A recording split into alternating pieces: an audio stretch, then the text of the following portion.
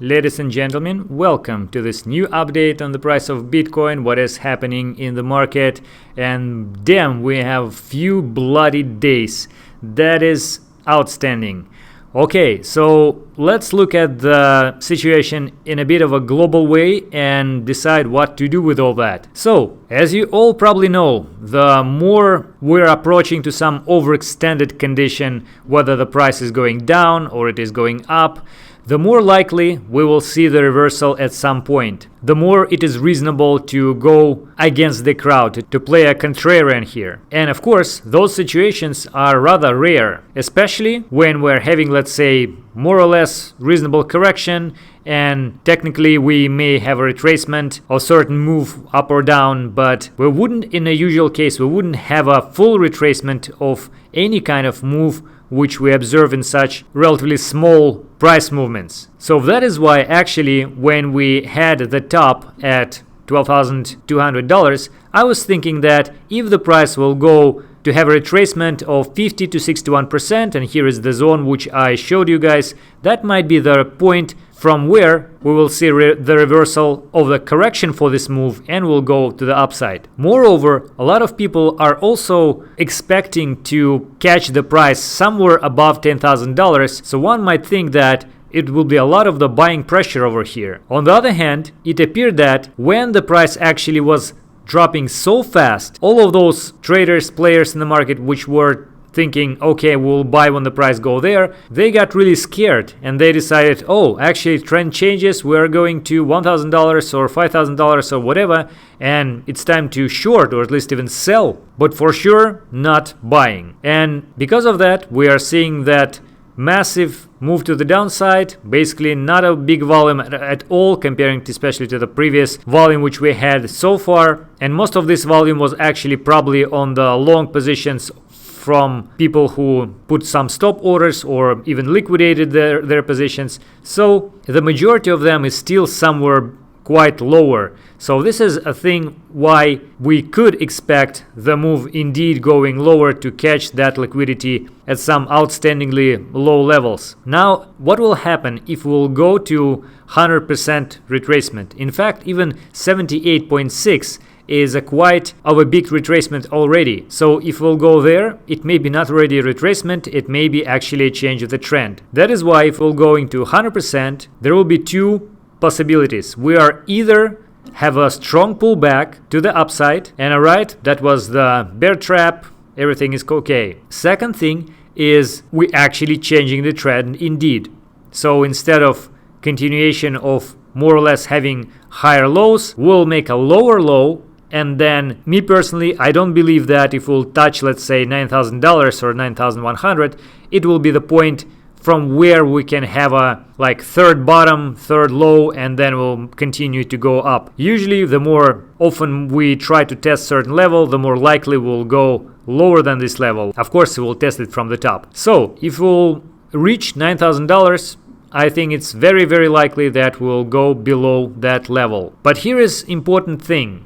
So currently, if you'll zoom out the chart, we are in a bull market. It's hard to deny that. We are in 6 months plus bull market, starting from $3,000-$4,000 up to $10,000 and $14,000. So now we are still technically in the correction. And historically, during the bull market, during the rise period, we've never had a correction lower than 40, a little bit more than 40%. If we'll go below previous resistance, now support at something like $9,000, maybe $8,800, it would imply that this trend, this rule is broken.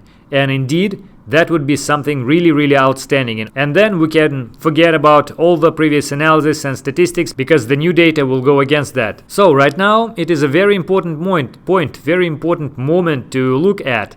So in fact, you can see, for example, that there is a very nice an important trend line which we were testing from the bottom and the top several times, and now we're actually below that. So as soon as we are holding below that, it's a very bad signal. Another point which I showed you previously, also we have a rising channel from $4,000. We have a descending channel over here, and the common area is between these two channels. We are actually below the bottom of the rising channel. This is very alarming sign. If we will not return here, the chances that we are going lower are growing. The last resort is $9,000, but again, it's very, very weak point, very little hope that we will stay there. There is actually much more to that. Like on the shorter time scale, we see a lot of the indicators being oversold. We see bullish divergences constantly growing. We see extremely low values for all the major indicators, which usually means that the price should reverse. We also have fear and greed index being 11 yesterday and 13 today, which again is like one of the lowest points starting from previous December when we had the drop from $6,000 to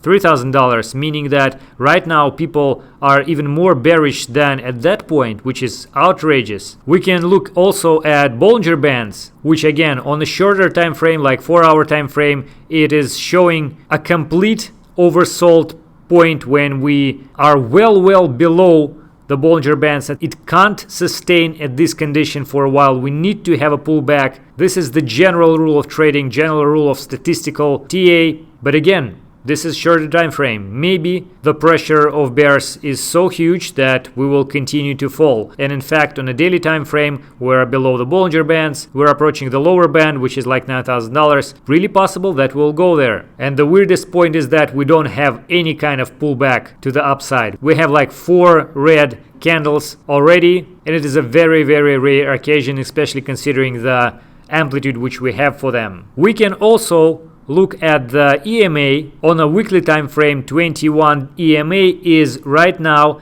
again at the level of $8,700, well, like $8,800, and this was usually the level where we have the reaction with the price during the correction, and the price had a pullback from that EMA. Right now, during the whole rally, we didn't touch it. So maybe it is the point when we would have to do that. This is another point of support. Maybe everything will end then and we will continue to go higher. So something like we had, for example, right here, right? Or over here. It was very, very abrupt change. So maybe the same will happen right now. But in any case, we would have to take an important and kind of a risky decision what to do right now. Do we want to sell or do we want to stay out of the market when everybody is seemingly selling, when it is blood in the streets? So do you want to sell to follow the local trend and take this risk because it's very likely that such a abrupt change in the price would lead to the reversal, and the reversal is very soon. So you're basically betting on the break of the global trend and the fact that the price will probably go much lower, like $7,000 or whatever.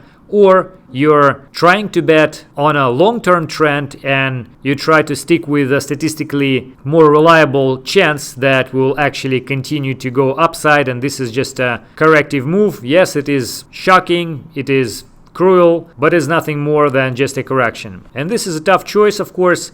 For me personally, you remember that I last time opened the position, long position in this area, and this position is still valid, so I probably will lower the liquidation price by adding some margin to feel safer. But the point is that even with this position, with maintaining it and supporting it despite the price going down, I'm kind of saying, okay, this is the expectation for the price having a reversal at some point.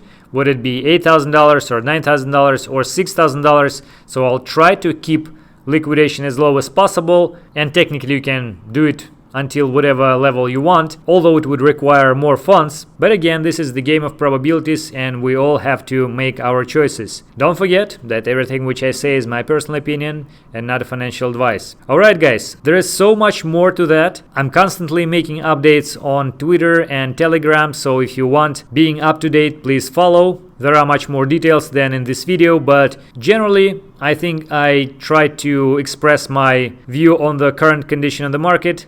Hopefully it was useful. Thank you for watching.